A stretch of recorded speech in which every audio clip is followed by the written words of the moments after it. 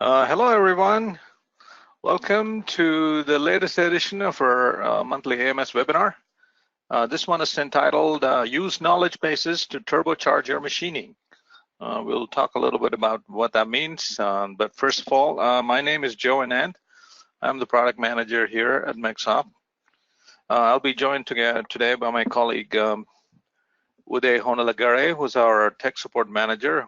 He will be actually showing you how to use knowledge bases and how to turbocharge your machining. I will be in the background listening to your questions and answering them as they come in. Before we jump into the actual demonstration, a few tips here, a few housekeeping tips. This webinar is being recorded and will be made available as soon as we clean it up in a couple of days as usual. We'll send it out to all the registrants. And then we typically reserve last 10 minutes for questions, but most of the time what happens is the webinar usually tends to run longer than we expected. And so we'd like to keep it as interactive as possible, meaning that you can ask us any questions during the webinar, and I'll be in the background listening and answering them. And if we need to stop Uday during the demonstration, we can do that as well, if it makes sense to do it. To enter your questions, use the chat window that's shown on the graphic on the right, the big red arrow. That's where you type it in, and we will receive it. Okay, so the title, as I mentioned, using knowledge bases to turbocharge your machining. What we mean by that is you might not even have heard of knowledge bases, some of you. So this is actually a pretty advanced topic, but if you use knowledge bases, you can actually turbocharge or make your machining much, much faster. With a little bit of pre-planning, and if you're doing a lot of machining, you can make the process of machining much more efficient and error-free as well. So the topics that Uday is going to be covering today, he's going to start with the overview of knowledge bases. So he's going to go through and explain what knowledge bases are. It's a great introduction. And then he's going to show the mechanics of actually using knowledge bases, how to create, save, load, and use them. And then some of the advanced topics would be next, which would be using selection rules and knowledge bases. This is really where we get into automation. And this is where the power of our knowledge bases actually come through pretty nicely. And then also we can use knowledge bases to automate machining. If you're using features for feature-based machining, we can use knowledge bases there as well to automate your machining. And Uday is going to be showing that. And then last but not least, saving default operation parameters. A lot of you have asked us, how do we save defaults? Because everybody has their own defaults. You're using different materials. You're using different tooling, and so you don't want to use the factory defaults, and so you can use knowledge bases to actually save your default operation parameters, and Uday is going to be showing you how to do that. And so without any further talk from my part, let me hand it over to Uday. Thank you, Joe. Hello, everyone. Good morning, good afternoon, or good evening to you all, and thank you again for joining us for this month's AMS webinar series. And today we will be covering knowledge bases. For folks, I hope you're all able to hear us. If you're having any trouble or difficulty, please go ahead and use the raise your hand feature in the GoToWebinar to let us know if you're having difficulty either hearing me or viewing the screen that I'm sharing with you on the webinar today. So without any further delay, I would like to jump into the overview of knowledge bases. We'll go ahead and cover what this is, and then we'll talk about in detail how to set up knowledge bases and how to automate your workflow. So we'll try to cover all of this during the webinar today. So the workflow would be very similar in all our CAM systems, whether you're working in RhinoCam, Visual CAD-CAM, and all of our products like Visual Cam for SolidWorks, as well as LibreCam as well. So what I have here is a part that's already programmed in RhinoCam. So as you can see, we have created several different machining operations. So we have operations like facing, drilling, pocketing, engraving. So typically this could be your workflow of how you program your operations. Now, what is a knowledge base? A knowledge base is basically taking all of these operations that you programmed and you want to save it or be able to use it like on other files. So consider that something being similar to like a template, but it offers features and functionalities more than what a template can do. So the knowledge base saves your workflow of operations, the way you have these operations programmed. It has information about your parameters like the tool, feeds and speeds, your clearance, all of your cutting parameters that you've defined in each and every operation, all of those will be saved to the knowledge base, including your cut levels, your entry and exit, any of the parameters that you specify. So knowledge base can have all of the information, and on top of it, we'll also be able to save the selection rules to select the geometries for machining, which we will cover that during the later part of this webinar. So a knowledge base is basically your operation workflow, which can be saved into like a template. Like I said, it offers more than features of what a template does. So your entire workflow of operations, which you could then you reuse them on similar type of parts or family of parts that you'd be programming, so which eliminates the need for you to having to go back and recreate each and every operation in the same workflow on similar parts. So this helps you speed up your programming, make your programming much more efficient, reduce your programming time, so help you and streamline your workflow process to eliminate any errors as well. Now, the knowledge bases are saved in a format called VKB, which is what we use for knowledge bases. So how do we go about creating a knowledge base? So the simplest way is you go into your program tab in your machining browser, and then you select the group for knowledge base, and you choose Save to KB. So when you select Save to KB, this will point you to, by default, it'll take you to this folder called Data, and you can save your knowledge base into this folder, or you could pick any folder of your choice. You could be sharing this with your coworkers, and you can put it on like a shared drive or a network drive where you can make available to other users as well. So you can pick a folder, and as you can see here, the file type is called knowledge base files, which is extension is .vkb. So selecting save will automatically save all of these operations into a knowledge base, so like a template. Now, once you have these knowledge bases saved, you can load them. We'll talk about how to load them. Now, there's other ways also how we can save the knowledge bases. So if you would like to just save an individual operation to a knowledge base, you just highlight the operation, right mouse button click on it, and select Save to Knowledge Base. So this is only going to save this particular operation to a knowledge base.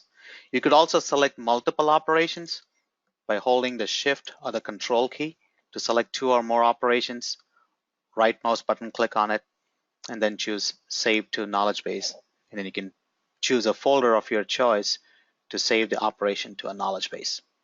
Now, one of a good use case here is if you're working with a bunch of holes where you need to do some drilling and tapping operations, you can group those operations into a machining operation set, and then select the machining operation set, right click and pick Save to Knowledge Base. So if you have pattern of holes that you need to like drill and tap on multiple different files, those operations, the workflow of operations, it could be like a spot drill, and a tap, you can save that workflow into a knowledge base.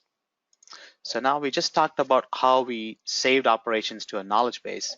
Now let's take a look at how we can load a knowledge base in here. So I'm going to go ahead and bring in another file. And as you can tell, this has a family of parts very similar to the parts we looked at earlier. But now we would like to apply the same workflow of operations.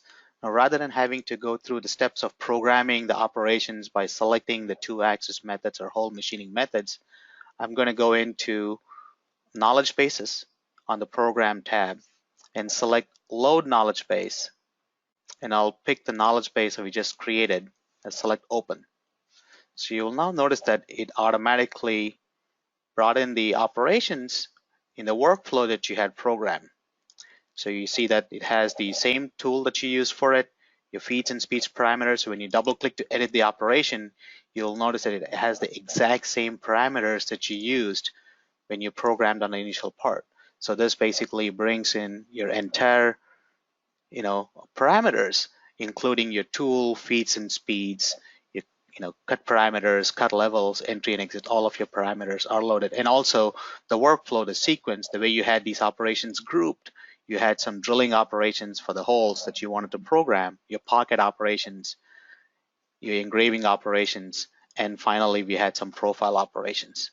So selecting knowledge base and load knowledge base loads all of the operations that were saved in the knowledge base into your machining browser. Now, if you would like to just load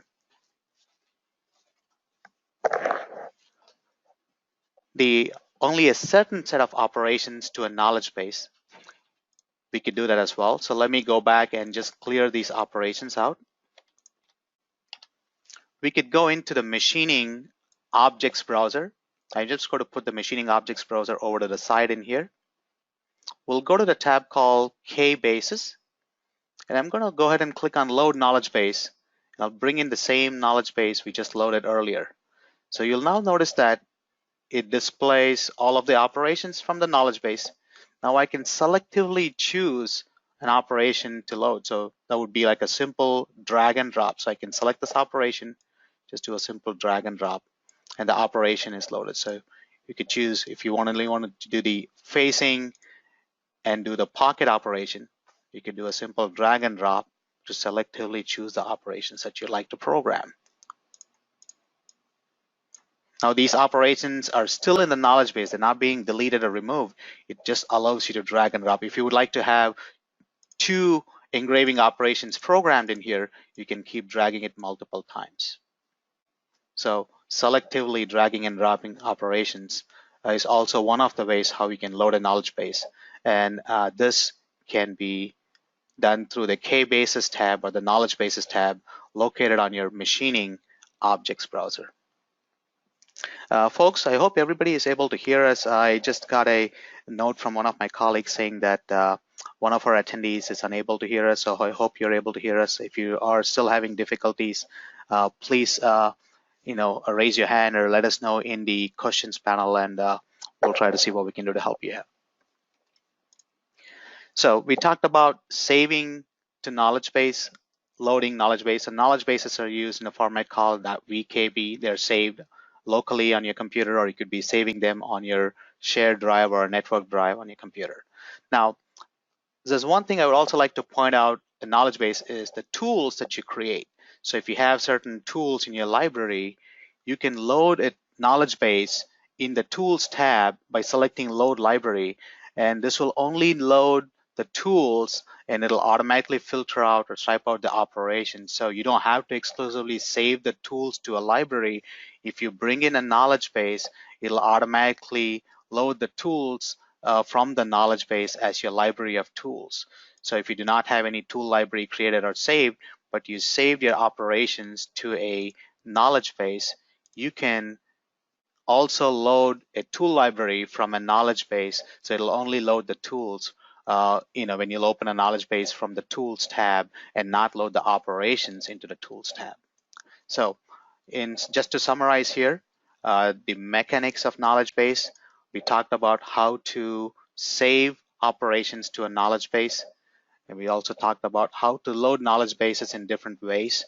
One is from the Program tab, and also we looked at how to load knowledge base in the K-Bases tab and drag and drop operations. We also talked about how to save an individual operation to a knowledge base as well. So the next thing we're going to cover is how we can apply selection rules into a knowledge base. So I'm going to go back into the file we looked at originally here. One quick note here, Uday, if I can interrupt. The reason people who are used to other systems or coming to our system from after using other systems, you might have heard the word templates used in another system. So you can think of knowledge bases as templates, but they are more than templates. That's why we don't call them templates. They can embed intelligence, not just parameter intelligence, parameter data from the operations or tooling data from the operation. Those are just static data. That's what templates typically, save and you can load. But there's additional intelligence you can save with these knowledge bases. That is basically all the knowledge of your machining, your knowledge that goes into these knowledge bases. That's why we call them knowledge base. And this is what this is the power of that. The additional intelligence is what Uday is going to be showing just now. So I just wanted to add that as a prelude to that. Thank you. Thank you, Joe. I see one of our attendees had a question about why the knowledge base operations were flagged dirty when we bring them in. So maybe I can answer this question before I jump into selection rules for knowledge base. So when you load a knowledge base, by default, there aren't any selection rules assigned to it. So you would need to pick machining regions in order to be able to generate toolpaths to the knowledge base for the operation. So if I go back into the part where we try to load the knowledge base in here, you will notice that there aren't any control geometry being assigned to these operations. So the operations are flagged dirty. So you need to edit the operations and select control geometry to be able to regenerate them. And due to this reason, the operations are flagged dirty when you just load a knowledge base that do not have any selection rules already defined to it. So in this next topic, we'll be covering how to apply selection rules to knowledge bases and how we can automate this workflow to having to eliminate the process of editing each operation to pick machining regions or geometries. Now, in this particular example here, we have several operations that we programmed. We've also saved these operations to a knowledge base. And now I'm going to go ahead and bring in an example where we need to generate the toolpaths for these operations in here. And I'm going to go ahead and select load knowledge base. I'll pick a knowledge base where I've already assigned rules to it. And I'm going to cover how to set up these rules in just a few minutes. I'm going to load this knowledge base. I'm going to select the setup, right click, and regenerate. Now this knowledge base, what I loaded, has the selection rules already set, preset. So Uday, it looks like your screen is frozen.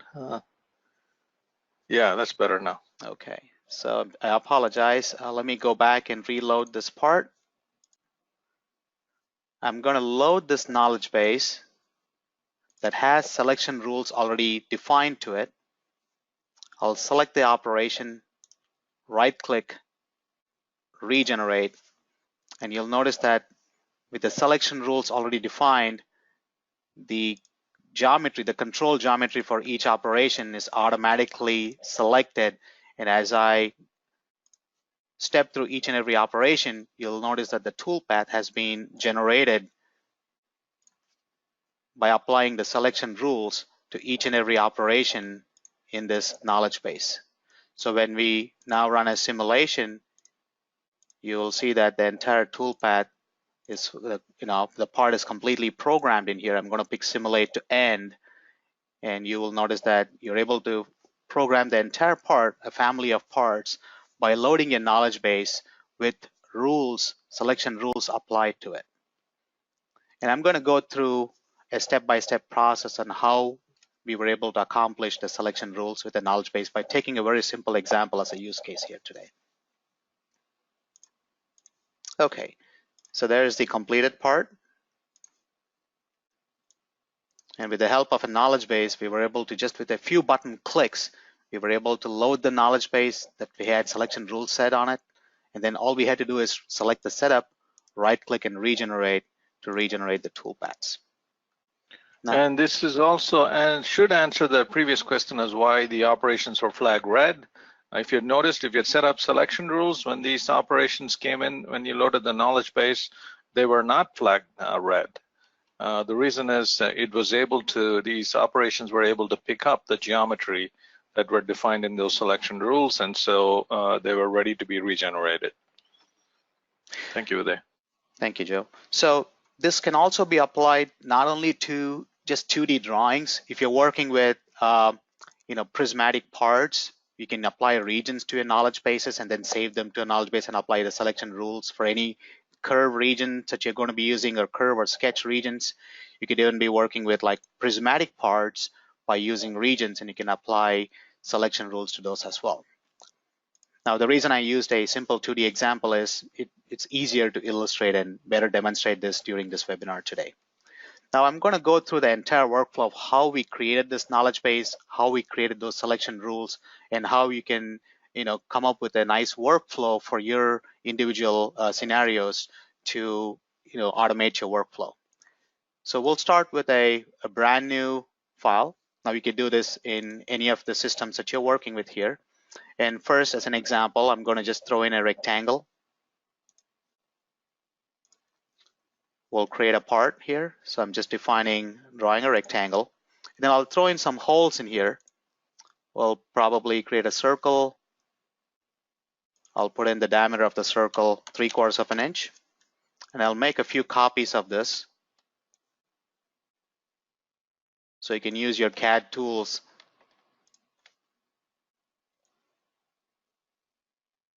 So I made a copy. So I would like to drill these holes, profile the exterior shape, and then maybe I'll put in a pocket in here. I'll create a rectangle with rounded corners.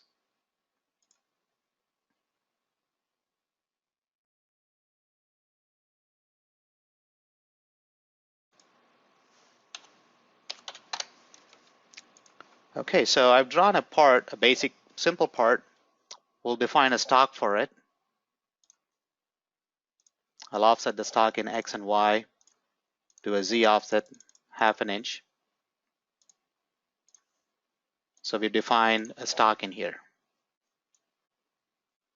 Now I'm going to structure these, organize them to make it easier for programming. So I'll go into the layers manager in the CAD. So this is Rhino. You can do the similar step in Visual CAD as well. You can create new layers. So I'll take this pocket, the geometry I'm going to be pocketing.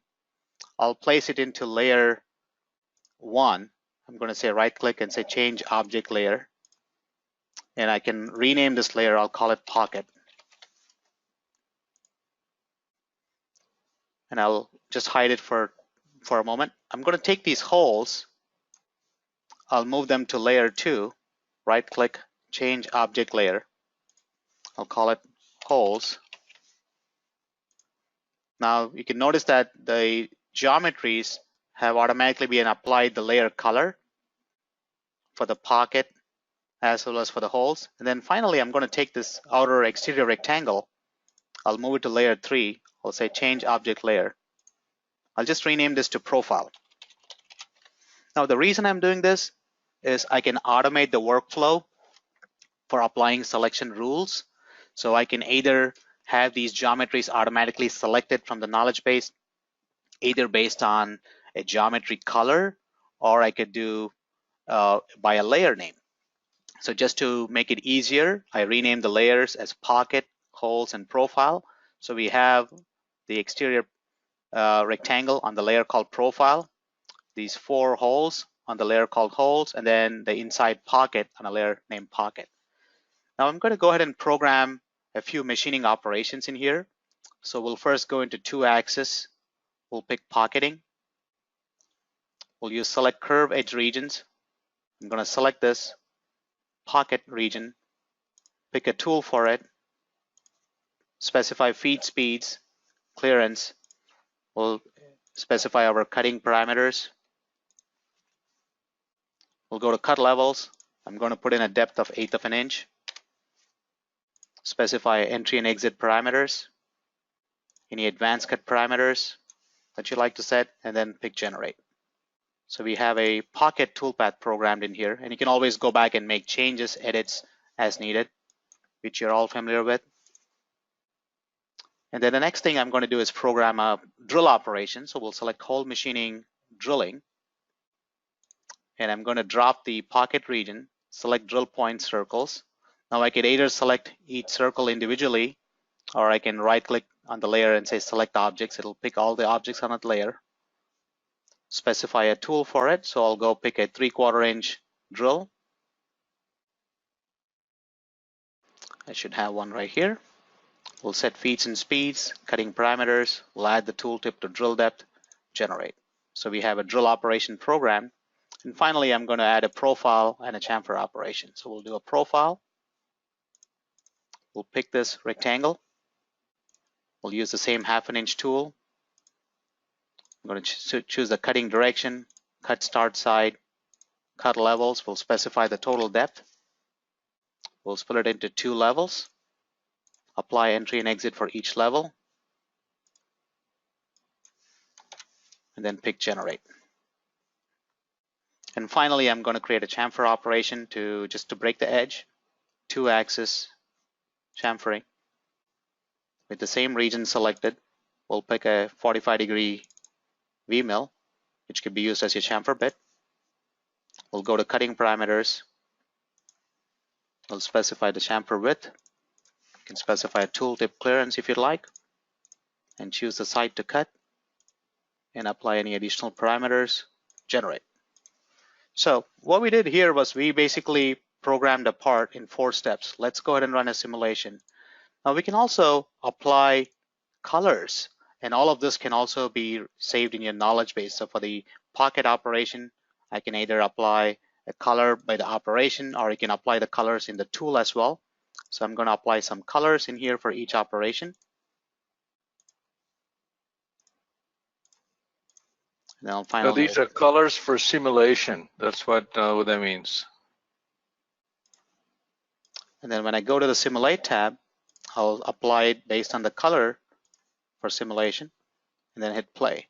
So you'll notice that the pocket operation, the cut material simulation for pocketing operation shows up in the color I just picked. So you can either apply them based on the tool or based on an operation. So I applied a color for each operation. Now the holes were assigned in green color, the outside profile, and finally we're going to have a chamfer cut. So we got this part programmed. I'm going to go ahead and save this. We'll call it part 1.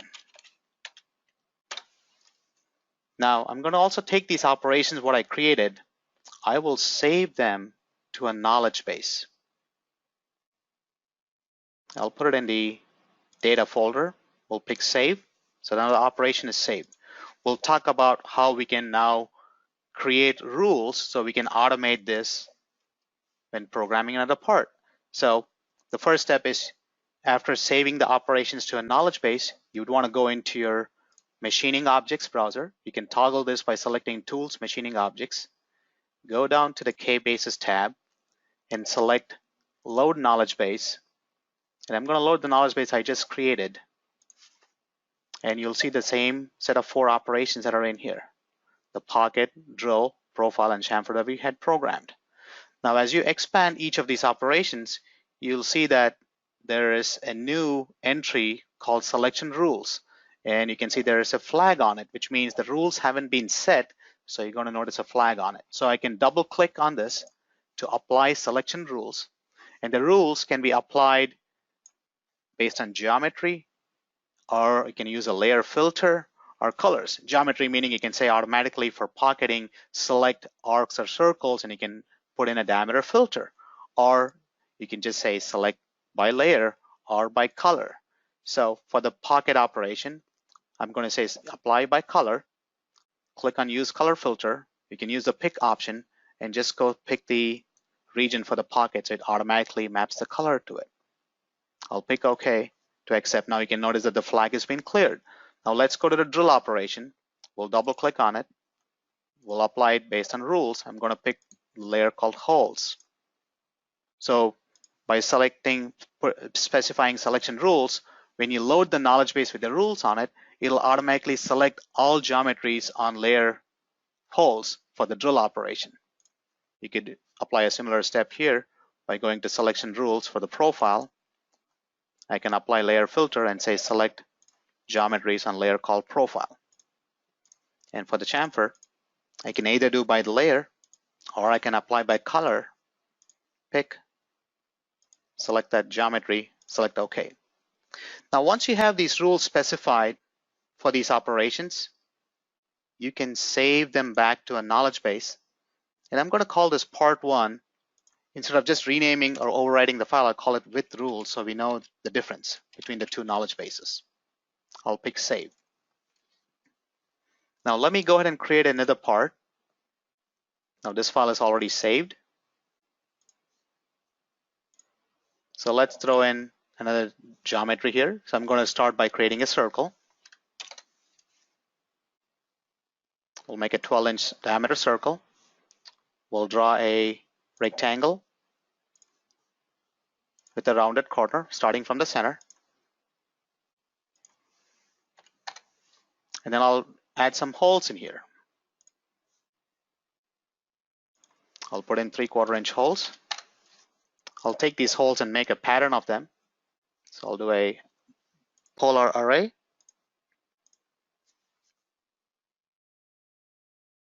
For the center, I'll pick the center of the circle. I'll put in 6 of these holes. So we now have a new part drawn in here. And I'm going to, in order for the rules to apply, I need to organize my geometry. So I'm going to take the pocket. I'll move it to layer 1. Say change object layer. And I'm going to rename this layer called to pocket. I'm going to take the holes in here and move it to layer 2. I'll rename the layer to holes. And finally, I'm going to take the larger circle, move it to layer 3, and call it profile. So we now have these geometries arranged in different layers. So we have it structured in here. So once you have done this, I'm going to load the knowledge base that we just created with the rules, which is called part 1 with rules. Select that, open it. And I'm going to select the setup, right click and generate. You'll notice that it automatically applied the rules to select the geometry, so your control geometry. So for the pocket, it automatically picked the geometry based on the color we had applied. For the drill, it picked those 6 holes. Profiling, it picked the exterior most geometry. For the chamfer as well. Now let's go ahead and create a stock in here so we can run a simulation.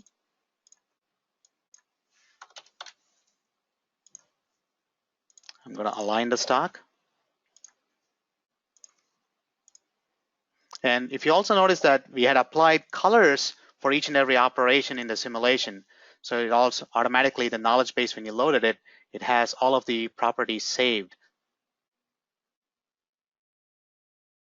And you can always edit each of these operations if you'd like to make any changes. So for example, in the drill operation, I may want it to have it sorted rather than following a random order. So I can edit the operation back, apply sorting to it. And now I can go back and resave this to a knowledge base again. So it'll have all of the attributes to it. So this is how you can build selection rules to your machining operations into the knowledge base. Obviously, you're not going to be sitting there for every part that comes in. You're going to be organizing it in the way that what they just showed. I mean, there could be situations where you want to do that as well. But typically, most of our customers who use these selection rules have some sort of scripting or some sort of automation that they run to actually set these colors or layer information on these geometric features that they're interested in, or even they could be creating these from a different CAD system, if you will. For instance, if there's a cabinet program, they have an option to actually output certain features and certain layers. And if you set that up in either a script or an external program, all of these become really easy to automate. So a lot of our customers are very successful using this sort of feature. Thanks, Uday. Thank you, Joe. So here what you noticed was how we applied this for a on a 2D example. So you can also do the same if you have a a solid geometry where you're working with regions. Same workflow. You save these operations to a knowledge base. You can then basically go ahead and load that operations into another part with the rules applied to it, and then it'll automatically work. So it applies to even 2, 3-axis operations. You can even do them on 4-axis operations as well. So wherever you're using regions for containment, which could be curved regions, so you can apply these selection rules and it'll automatically have those selected. I could go through a quick example of a 3D part here, which has a roughing and a finishing operation. So as you can see, we have a few operations in here, and we're using a curved region as the control geometry in here on this particular part. So what I'm going to do here is go through that step real quickly here. We'll go ahead and save these operations to a knowledge base. And I'm going to load the knowledge base in here. I'll go into the finishing operation and I'll apply selection rules. And I'm going to say pick by color. And I'll pick the curve region for the parallel finishing, and I'll apply the same for the horizontal finishing operation as well.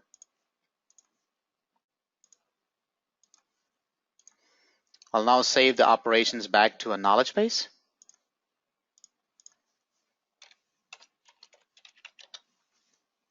Now let me go ahead and load another model, a 3D part. This is a core feature in here.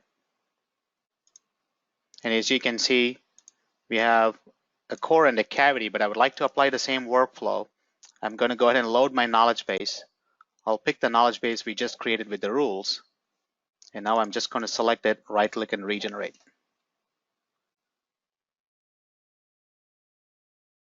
So even though the geometric shapes were totally different, one was a core and a cavity, you're seeing that the knowledge base applies the rules that were specified, like including your cut parameters, your cut levels, your engage and retract conditions, your feed speeds. All of that information is brought in from the knowledge base into the operation. And since we had a containment region selected, a curve region, those containment regions were automatically applied to the parallel finishing and the horizontal finishing operations.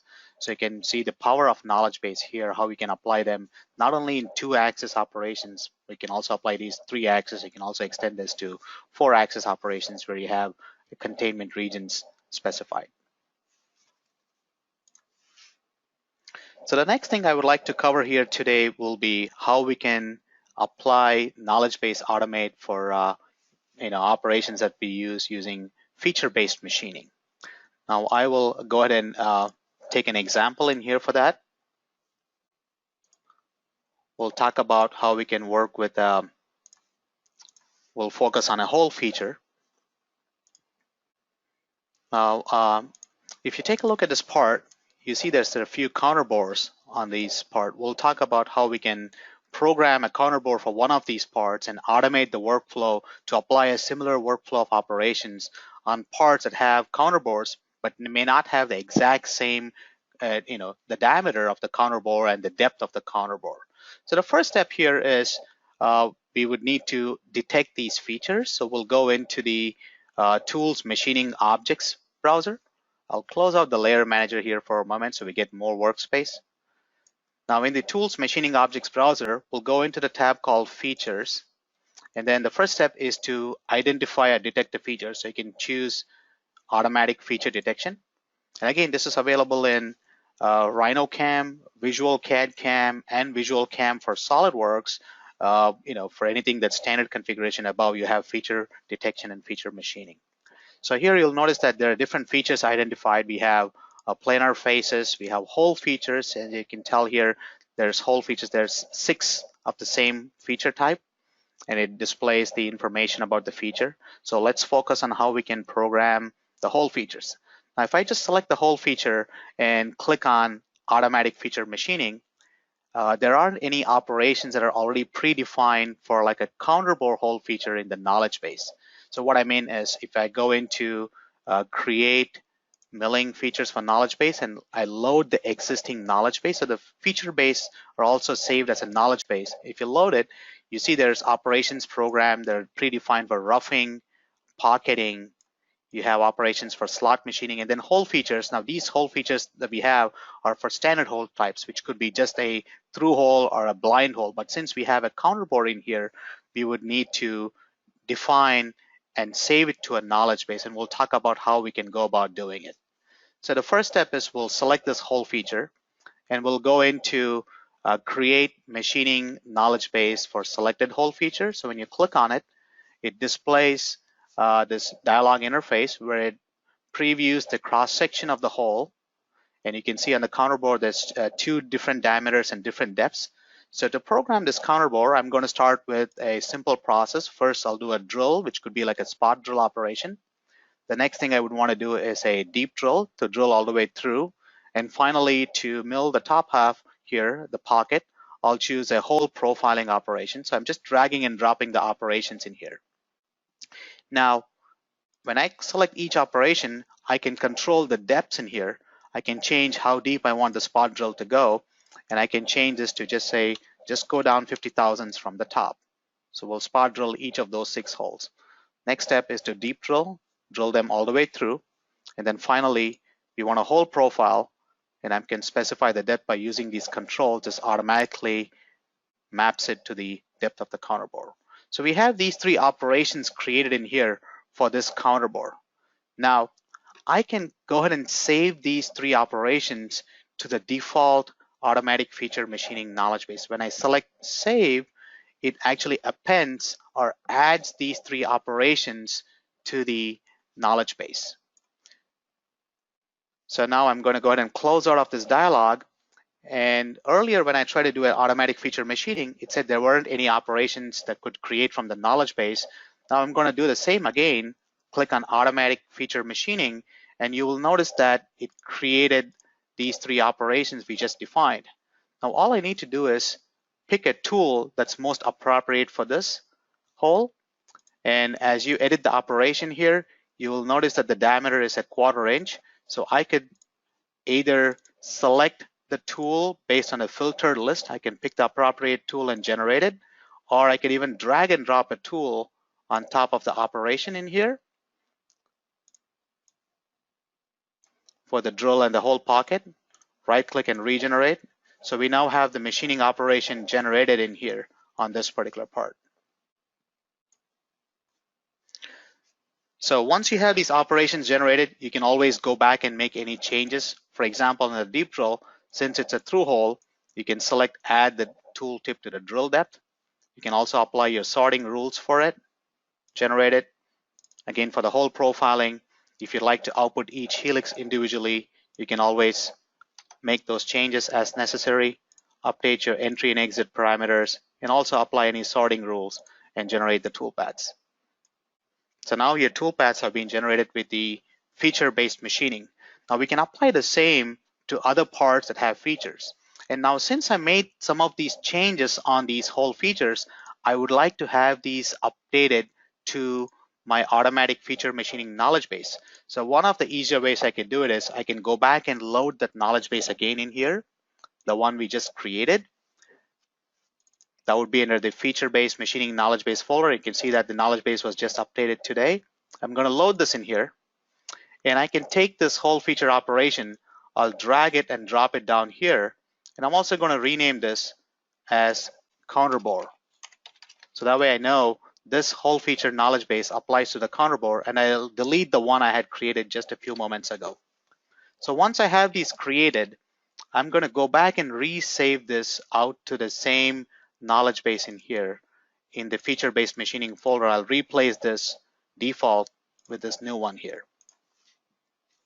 Now that I have made the changes, when I program this knowledge base again by selecting the whole feature, you'll notice that the whole feature operation shows up. Right click and generate. It applies all of the parameters we made changes, like we changed the parameters for the hole profiling. We made sure that add tool tip to drill depth was added on the deep tool operation. So it basically makes it a through hole, clears it, compensate for the tip of the tool. So the changes that you put in, the selection rules, the sorting that you applied, all of these are applied into the feature machining knowledge bases, all of the parameters that we put in here. Now let's go ahead and apply the same to a different part, which could have a different, counterbore dimensions in here. And I'm going to go ahead and load the part which has a different set of counterbore in here. You can see that the counterbore diameters are different, the depths are different in here. So we'll go into the features tab. First step is to detect the features. So we're identifying the features in here. And once the features are identified, you'll notice that these counterbores have a different depth, different diameter. So all I'm going to do here is select this and click on automatic feature machining. And now you'll notice that the same 3 operations have been created in here. You can right click, regenerate, and as you notice, it automatically figured out the depth of the counterbore based on the feature that was identified. So if you have holes of similar cross section, so when I say cross section, meaning if you have counterbores of a similar cross section, just one knowledge base, adding one knowledge base to your automatic feature machining knowledge base will take care of programming those counterbores on different files, as long as the cross section is the same or similar, but the diameters of the counterbore and the hole depths could be totally different. And you can always go back and make changes. If you want to swap out the tool in here, you can just do a drag and drop to update the tool to the tool that you'd like to use for these drill operations. So I actually want to re-emphasize that point to make sure that our listeners understand that. So what they're saying is all we need is actually cross sections to match. So the cross section of the holes to match. Their dimensions don't have to be the same. So we do cross section matching, and if we think that the match they look similar, then we would apply the knowledge base to that particular, or knowledge base operation to that particular cross section. But we would use the same tool, but we would pick up the new diameter as well as the new depths from the newer cross section that we detect. So that's an important distinction here that I hope everybody got. Thank you, Day. Thank you, Joe. So the same can also be done in Visual CAM for SolidWorks when you're using feature-based machining. So you can have a bunch of different holes. You can apply these knowledge bases, using feature-based feature detection and feature machining to automate your workflow for programming it. Now, last but not the least, what I would like to cover here is how we can save the parameters to defaults in programming your operations. Now, to go over this, I will go ahead and load one of these parts we had programmed earlier in the webinar today. So we have this pocket operation, we have drill operation, several operations in here. So if you take a look at the pocket operation, I had changed some of the parameters. Like for example, I set the tolerance to a tau, stock to 0. I chose different cut patterns. Instead of changing leaving it as mixed, I changed it to climb. I set a step over of 40%, and I applied different parameters for the cut levels, advanced cut parameters, and stuff like that. Now, if I need to program a similar operation on another file, I would go into 2-axis and I select pocketing, and you'll notice that this is currently loading the system default parameters, and each time you'd have to go in and re-enter the parameters that would be most suitable for your conditions. Now, rather than having to do that, enter in the parameters for each and every operation, you can actually select the operation that you just programmed, which has all the parameters that works well for your condition, right click on it, and then choose Save as Defaults. So when you select an operation, right click and Save as Defaults. If you hadn't set any defaults in the past, this is going to display a dialog and automatically point to the defaults folder, and it'll allow you to specify a name for it. So you got to specify a name. I'm going to call it default 1. I'll pick Save. So this operation parameter for the pocket operation we just programmed was successfully saved to a default knowledge base, and it's saved under this location. Now, the next time you go ahead and program the same operation, it could be a pocket, you will notice that the parameters are automatically populated or loaded from the default you just created, including the cut depth, your entry and exit, all of the parameters are being loaded from the default. Now, you could do the same for each and every operation type to the same knowledge base. So I can pick the profile operation, right click, save as defaults. It's going to save that information to the same knowledge base. Apply the same to the chamfer as well, save as defaults, saves it. So for each and every operation type, you can have your own defaults set and you can save it to a knowledge base. Now, if I go ahead and load a profile operation again, you will notice that it is loading the parameters from the default and not the system defaults. Now, you can have one or more defaults being set, and I'll show you how that can be done. So once you assign these defaults and save to a knowledge base, now these are defined under your CAM preferences and machining. So when you go to CAM preferences machining, you will notice that the last created default is automatically mapped to your default knowledge base. So it says default 1, that's the knowledge base it automatically loads the default from. If you switch it to undefined, select apply and OK, it'll revert back to the system default settings. As you try and create an operation, you can see that it goes back to the system default settings. Now you can create default knowledge bases based on the material you're trying to work with. So if you're using different materials, you can have different defaults. So for example, I could say for a different material I'm going to be cutting, I would like to change the cut direction to conventional, maybe choose the cut side to outside, specify the parameters for entry and exit, enter in all of the information in here, specify the arc fitting tolerance. If you're working with splines and polylines, I would put it to 2 times of the global tolerance. I'm going to save this, and now right click, choose save as defaults. Since I switched it to undefined, it's going to prompt me to pick a name. So I'm going to call it default 2, or I can name it based on the material I'm going to be cutting. I'll pick save. So now this is successfully saved to a knowledge base called default 2. And as you go back to the CAM preferences and machining, you'll notice that it automatically picks the last saved default. And you can switch based on the material you're cutting before you start programming.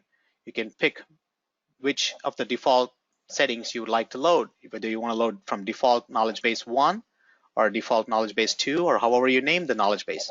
I've selected, apply and OK. And now when you program an operation by selecting it from the menu, it'll load those settings from those knowledge bases defaults that you set. So you could have operations parameters for each and every operation type set in the same one for each. All of your 2-axis operations, 3-axis operations, and if you're doing multi-axis operations, you could do those for multi-axis operations as well. Folks, if you do have any questions, please feel free to ask those questions in your questions panel, and we'll try to do our best to answer them for you. Now, one last thing I would like to cover here is for users who are using our CAM product for multi-axis programming, this could be like for 4-axis or 5-axis. The knowledge base not only saves the operations in there, but it also saves your machine definition, which means your machine setup. So if you're doing a 3-axis operation, if you have the number of axes set to 3, the tool change point, it also saves the name of the post processor that you had picked into the knowledge base. It's not just the operations, your machine definition, as well as the post processor. So if you're working with a 5-axis setup, it makes it easier to work with the knowledge base because you don't have to go through the process of defining the number of axes, your configuration, your rotary axis, and the axis limits, and if you're using any gauge length. All of this information, you can have it and save in the knowledge base. And all you need to have is at least just one operation to create a knowledge base. So for example, I can just have a setup with a work 0 defined, and I can save this out to a knowledge base. And when I bring in another part for programming,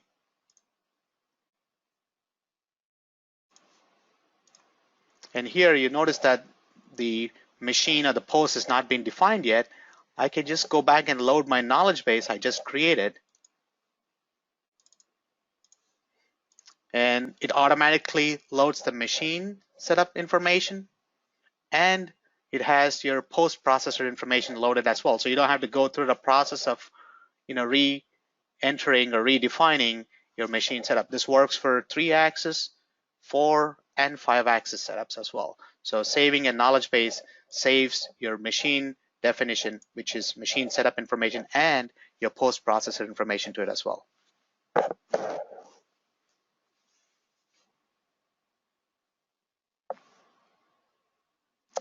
With this, I would like to wrap up my part of the demonstration here on knowledge bases, and would like to hand this back over to Joe.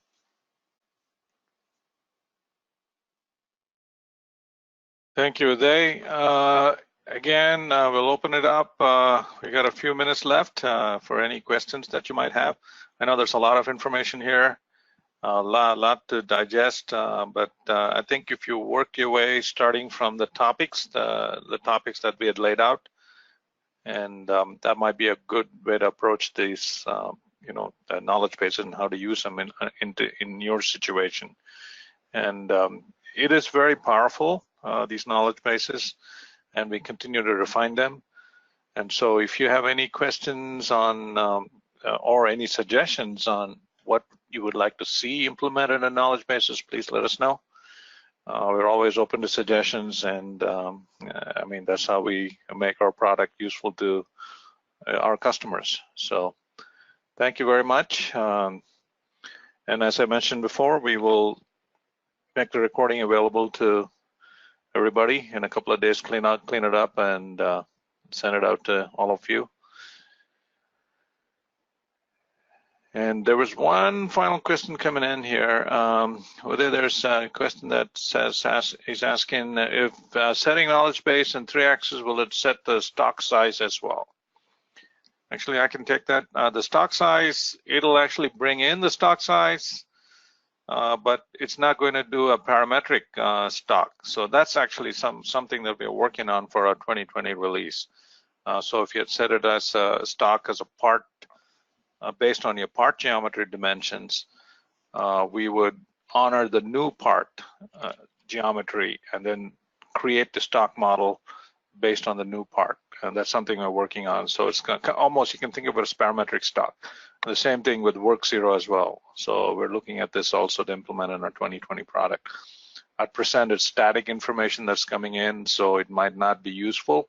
So you might have to go in and change it. So there, you got anything else to add to that? No, that's I think when we load a knowledge base, and if you had like a 2-axis roughing or a 3-axis roughing operation, the stock is automatically created based on the bounding extents of the part. So it would probably recompute it if the stock wasn't defined in the knowledge base currently. Yeah, but if you wanted it to be a specific size, you can set that up as well. Those are two things you can do. But if you want it to be offset from the part a certain amount, that's something we don't handle at this point. That is something we're working on for the 2020 release. Okay, thank you again for all of you for attending, and hope to see you again next month. Take care.